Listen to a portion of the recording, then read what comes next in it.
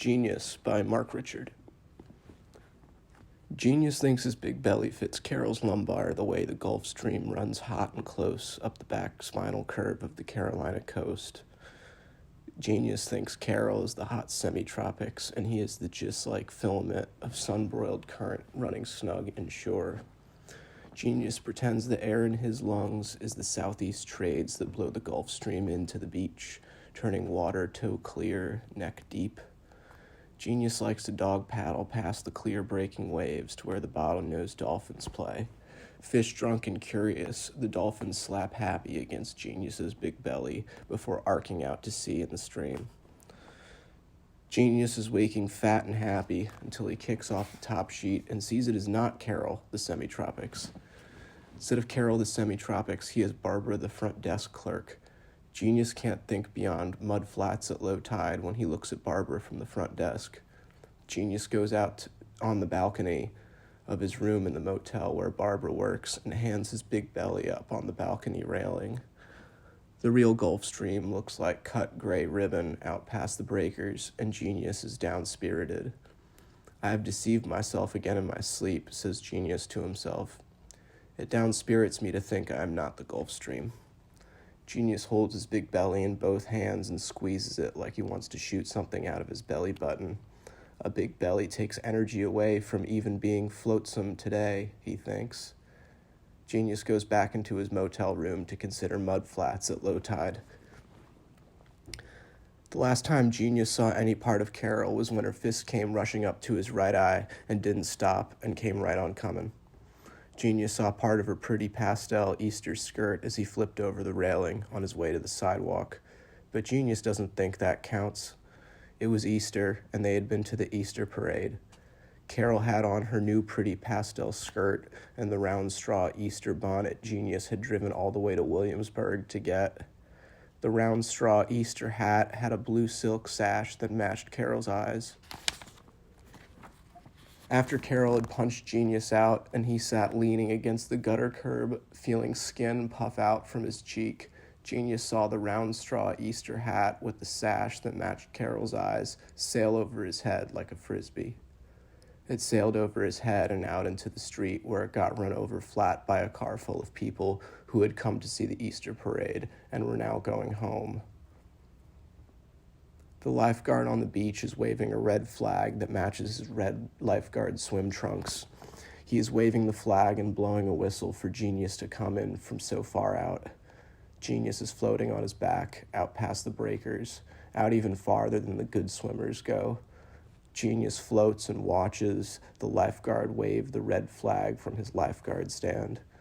Sometimes Genius has to wait until the gentle swells turn him just right so he can see the lifeguard, because sometimes Genius's big belly gets in the way.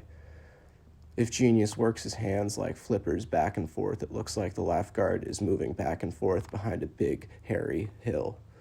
If Genius relaxes his head deeper into the water, the sun blinds his eyes and the water fills his ears, so he cannot see the lifeguard waving the red flag that matches his trunks or hear the whistle the lifeguard is blowing.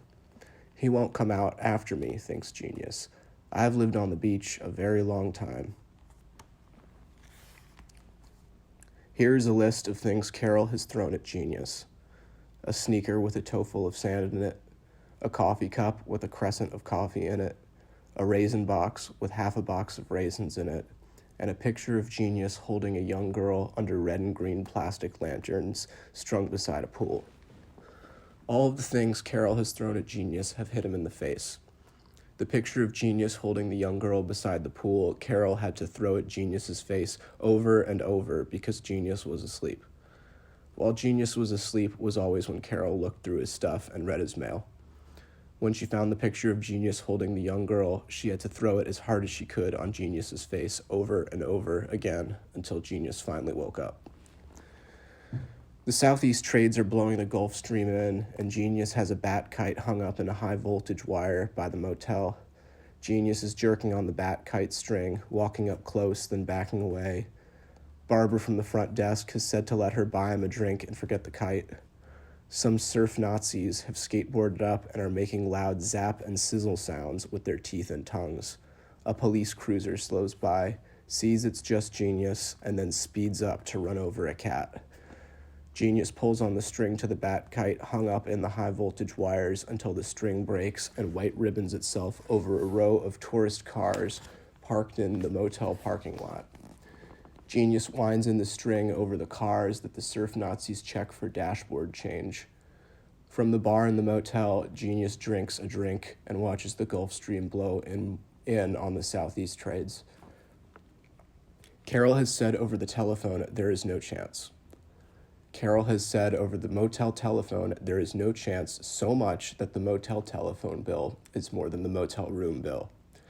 Barbara at the front desk reads tourist people's postcards that tourist people send and listens in to Carol saying there is no chance to Genius over and over again. Once when she is listening in, she heard Genius say he was going to shoot himself, and then there was a loud bang just as some surf Nazis came into the lobby to steal matches and put boogers in the breath mint plate. Barbara from the front desk took out the master key and flung open the door to Genius's motel room. Genius was standing big-bellied, naked by the telephone table, studying the heel of a shoe he was holding. The way he stood by the coiled-up cord studying the heel made Barbara from the front desk think at first the coiled cord was a snake Genius had just hammered with the shoe in the head, and that maybe Genius was studying where he had gotten some snake head on his heel.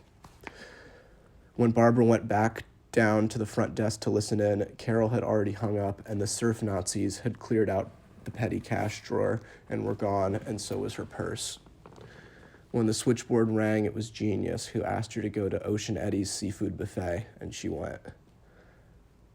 The girl Genius held under the green and red plastic lanterns is coming down to the beach. She says she has made the national swimming finals, and she is coming down to practice and to see Genius. Genius thinks he is too fat for her now. His belly has swollen out, drinking beer at the motel bar, watching the Gulf Stream blow in and out on the southeast trades. Genius thinks when she sees him, she will be disappointed. Genius thinks the lifeguard will get her if he is not careful.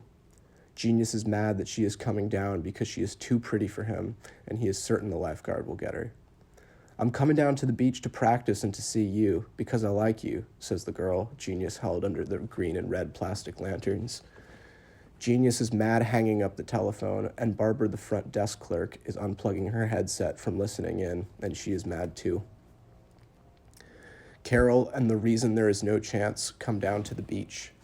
The reason there is no chance drives a heavy-duty pickup truck with extra suspension.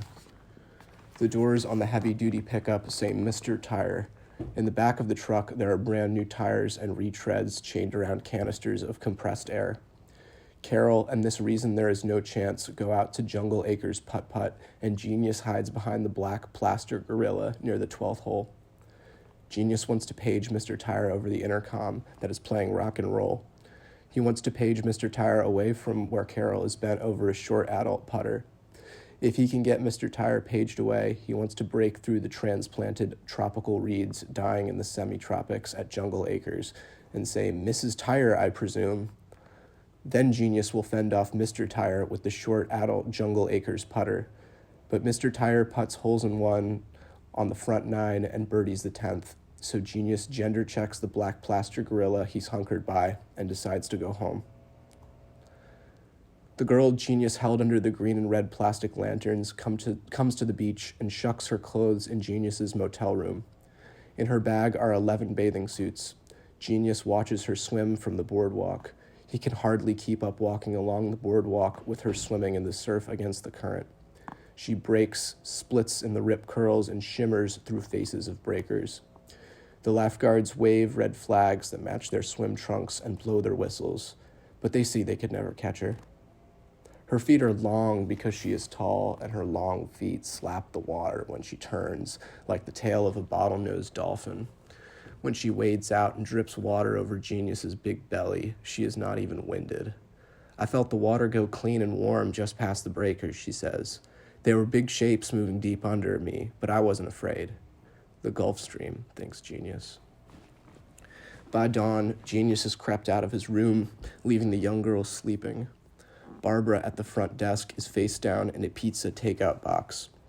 Out in the parking lot, Genius watches the offshore winds push cloud cover up over Arctic Avenue, and the bat kite spins and dives side to side in horrible motions from the high voltage wire it's tethered to. The bat kite's wings are ragged and its skeleton is bent, but its flight is furious in the gusts that are pushing everything out to sea. The lifeguard stands stand empty, facing the waves coming in on the tide that seem hesitant about their break and collapse on shore. Genius strips down to his big belly and wades in the cold surf. Cold because the wind has pushed the top of the water out to sea and stirred the deep, cold bathos out of its cold black to break the breakers instead. Genius wades in and flipper fins his hands and feet out past the breakers until he is blown along with the foam seaward, and then arches his spine so his big belly bulges out of the water, and a motel guest from shore with binoculars would see what looked like a white-domed man-o'-war way out, or a child's beach ball deflating and ocean going. Genius thinks it isn't as pleasant as he thought, but he knows how the Gulf Stream runs hot and clean just beyond the black swells he's pushing through, so he relaxes and arches his back with his eyes open, watching the pushed-up cloud cover the bluing black in the west, where below the drop in the west, the beaches, the boardwalk, and the motels that border the boardwalk are now not lost behind one or two swells, but lost for good. Even when canyons rush, the big-bellied floats him up to the peaks and down the canyon walls, somewhere beyond even what he can see as bigger than his big belly. The big black swells of it all.